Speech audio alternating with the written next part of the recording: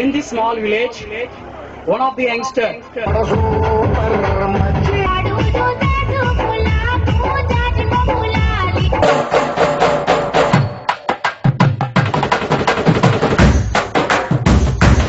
Mr. Taranam Singhar sir to come on the dais.